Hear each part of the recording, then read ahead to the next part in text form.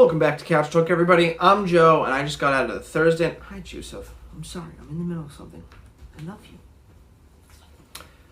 I just got out of seeing Sonic the Hedgehog, and I have to, before I go over this review, start off by saying when this movie was first announced, I thought it was kind of dumb, but I also thought that about the Pokemon movie.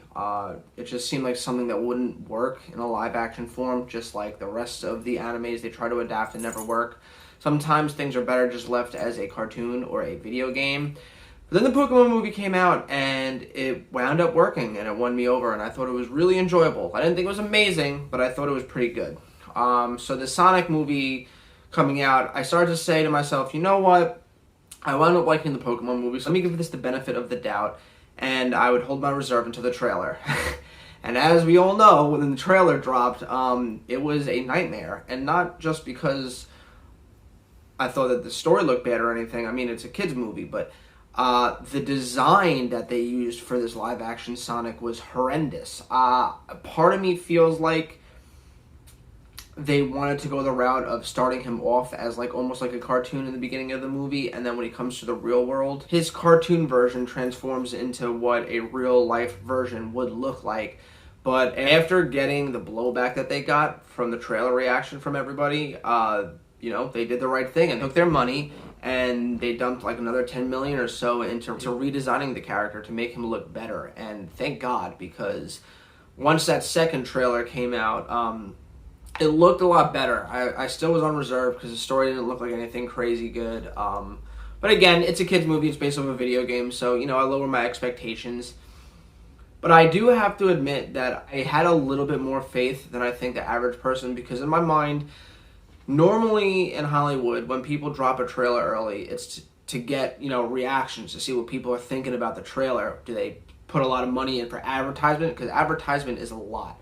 Rule of thumb with box offices, for a movie to be successful, it needs to make 2.5 times the budget to break even.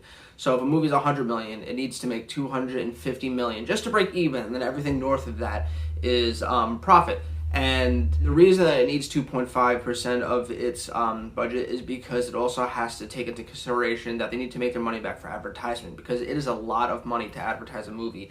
You got to hire people to put it on social media, on Instagram, on Facebook, on Google. You got to put it, at the Super Bowl halftime show and the commercials, and you have to put it at the Oscar commercials, and you have to put it on TV, and you have to pay for this. So they need to make a lot of money to make their money back. So the fact that when they got the blowback from fans of how Sonic looked, and they actually spent more money to fix it, shows me that they had confidence that this movie was going to be good. Because sometimes movies they'll see that people don't like it, and instead of dumping more money into the advertisement, they just won't advertise it at all. That way, when the movie bombs or tanks like they're predicting, they're not down an extra $50 million that they now just saved on not advertising. But this movie spent the money to fix the character because they thought they had something special on their hands. And after seeing the movie, I'd have to agree that I do think that they had something special on their hands. This movie wasn't great. It wasn't amazing, but it is definitely following the most recent success with, the Pokemon Detective Pikachu movie of adapting a video game into something rather enjoyable and not horrendous. I mean, yes, the movie's cheesy, but you have to understand something. It is a kid's movie. I think even more so than Pokemon. It is a little violent, but I'm okay with that because I like action scenes. So seeing James Marsden go around and punch people, and Sonic rolling into thugs and stuff, I thought it was really fun.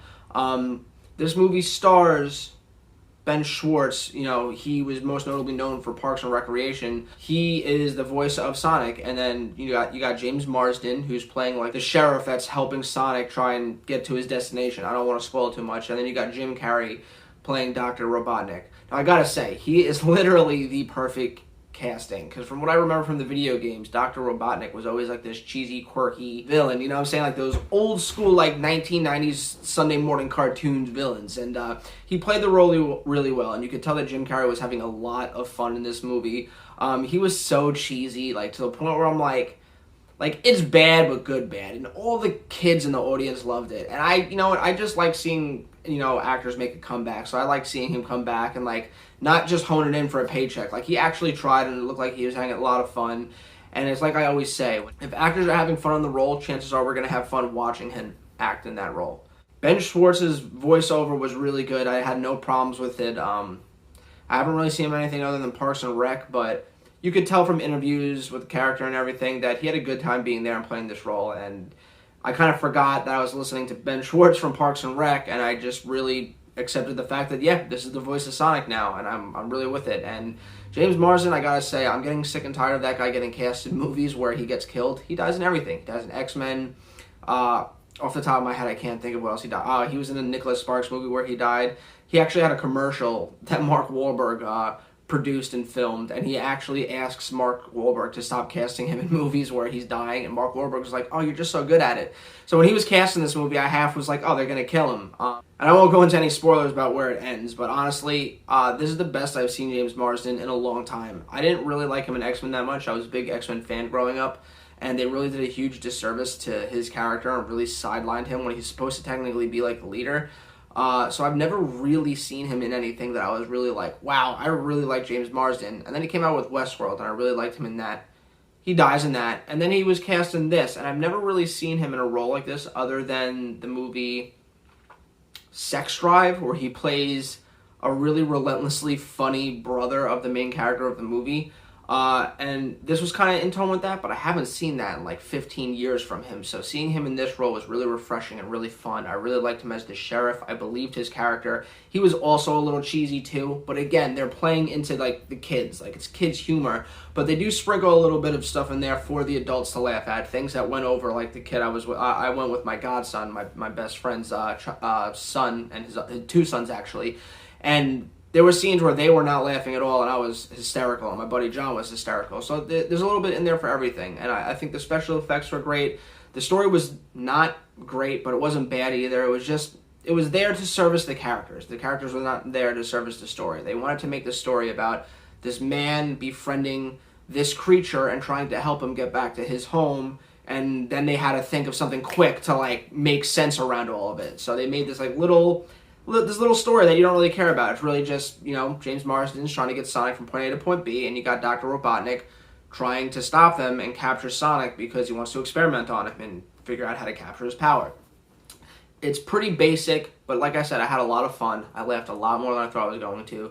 The special effects were great. The action was great. Ben Schwartz and James Marsden were amazing. Jim Carrey was awesome.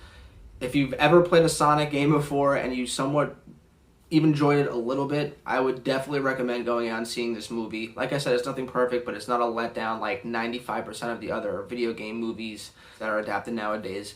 Also, the movie is really sweet. Like, it has a lot of heart in it, especially towards the end, and I really like that about it.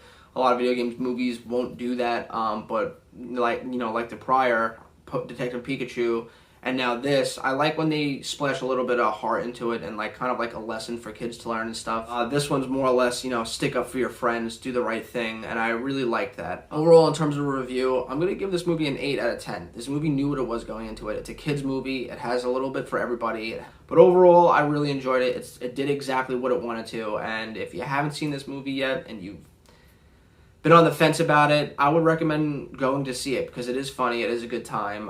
If you ever played a Sonic video game growing up, we all have, I think it's definitely worth it. You definitely start to feel like a kid again when you're sitting there and you're watching it play out on the screen. Anyway, let me know what you guys think in the comments down below. Are you excited to see this movie? Do you have no interest in seeing it? Do you think they should stop making video game movies altogether? I really hope not, because I would like a really good Resident Evil adaptation. But anyway, let's talk about it down below, and as always, I'll catch you next time.